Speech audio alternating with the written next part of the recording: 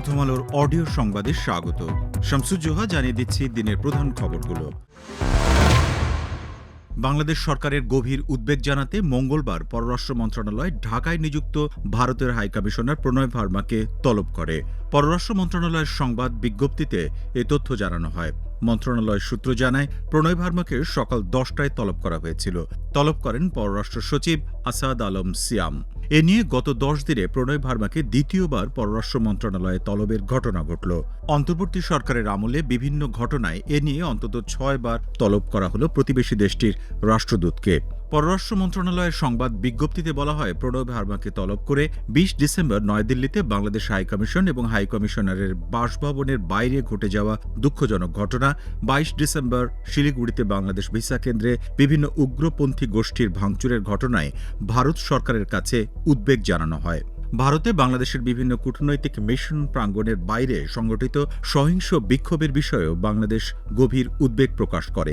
বলা হয়, বাংলাদেশ এ ধরনের পরিকল্পিত সহিংসতা বা কূটনৈতিক স্থাপনার প্রতি হুমকিমূলক কর্মকাণ্ডের নিন্দা জানায়। এসব ঘটনার বিষয়ে পুঙ্খানুপুঙ্খ তদন্ত করতে ভারত সরকারের প্রতি বাংলাদেশ আহ্বান জানিয়েছে। বিজ্ঞপ্তিতে বলা হয়, একই সঙ্গে এ ধরনের ঘটনার পুনরাবৃত্তি রোধে প্রয়োজনীয় সব ব্যবস্থা নিতে ভারত সরকারের প্রতি বাংলাদেশ সরকার আহ্বান জানিয়েছে। এছাড়াও ভারতে বাংলাদেশের কূটনৈতিক মিশন এবং সংশ্লিষ্ট প্রতিষ্ঠানের নিরাপত্তা নিশ্চিত করতে দেশটির সরকারের প্রতি আহ্বান জানিয়েছে বাংলাদেশ। প্রথম আলো ডেইলি স্টার কার্যালয়ে হামলা এবং অগ্নিসংযোগের ঘটনায় আরও 9 জনকে গ্রেপ্তার করেছে ঢাকা মহানগর গোয়েন্দা পুলিশ ডিবি। এ নিয়ে মোট 28 জনকে গ্রেপ্তার করা হলো। ঢাকা মহানগর পুলিশের গণমাধ্যম ও জনসংযোগ বিভাগের উপকমিশনার ডিসি তালেবুর রহমান মঙ্গলবার বেলা 11:15টার দিকে গ্রেপ্তারের বিষয়টি জানান। প্রথম আলো ও ডেইলি স্টার কার্যালয়ে হামলা, ভাঙচুর, লুটপাট এবং অগ্নিসংযোগের ঘটনায় জড়িত হিসেবে সোমবার পর্যন্ত 31 জনকে শনাক্ত করার কথা জানায় পুলিশ। এর মধ্যে 19 জনকে গতকাল গ্রেপ্তার করার কথা জানায় পুলিশ। গ্রেপ্তার ব্যক্তিদের মধ্যে 13 জন লুটপাট এবং 4 জন হামলার সঙ্গে জড়িত বলে জানিয়েছেন তারা। বাকিদের বিষয়ে কিছু জানানো হয়নি। আজ আরও 9 জনকে গ্রেপ্তারের কথা জানানো হলো। প্রথম আলো ও ডেইলি স্টার কার্যালয় এবং ছায়ানট ভবনে হামলার তীব্র নিন্দা ও ক্ষোভ জানিয়েছেন জাতিসংঘের মতামত ও মত প্রকাশের স্বাধীনতা বিষয়ক স্পেশাল রিপোর্টার আইরিন খান। এসব ঘটনায় জড়িত ব্যক্তিদের দ্রুত বিচারের আওতায় আনার আহ্বান জানিয়েছেন তিনি। মঙ্গলবার জাতিসংঘের মানবাধিকার বিষয়ক হাইকমিশনারের দপ্তরের ওয়েবসাইটে প্রকাশিত সংবাদ বিজ্ঞপ্তিতে এ তথ্য জানানো হয়। এতে বলা হয়, বাংলাদেশের শীর্ষস্থানীয় সংবাদ মাধ্যম ও সাংস্কৃতিক কেন্দ্রে মব হামলা অত্যন্ত উদ্বেগজনক।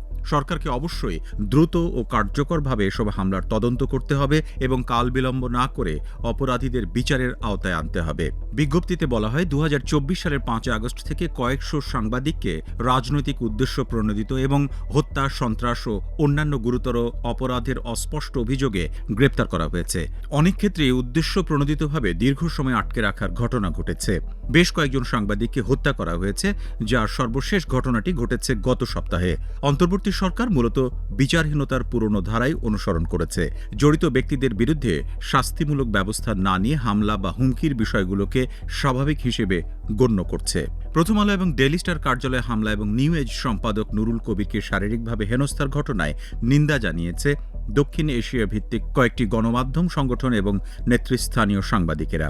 সোমবার the South East Peace Action, Sapan, the South Asia Media Defender Network, Sapan News সহ আরও কয়েকটি প্রতিষ্ঠান এবং সাংবাদিকের পক্ষ থেকে যৌথ বিবৃতিতে নিন্দা প্রকাশ করা হয়।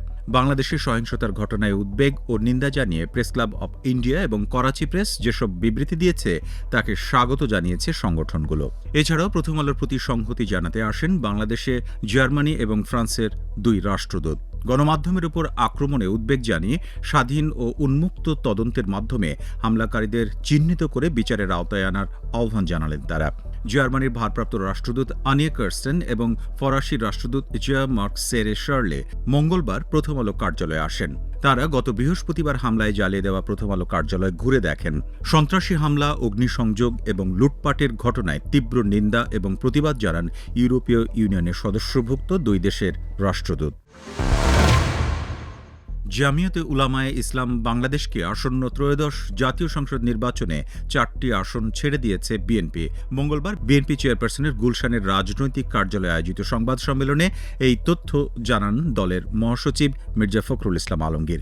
সংবাদ সম্মেলনে বলা হয়, জামিয়াতে উলামায়ে ইসলামকে বিএনপির ছেড়ে দেওয়া আসন 4টি হল সিলেট 5, ব্রাহ্মণবাড়িয়া 2, নীলফামারী 1 এবং নারায়ণগঞ্জ 4। মির্জা ফখরুল জানান, সিলেট 5 আসনে নির্বাচন করবেন জামিয়াতে উলামায়ে ইসলামের সভাপতি মৌলানা মোহাম্মদ ওবায়দুল্লাহ ফারুক।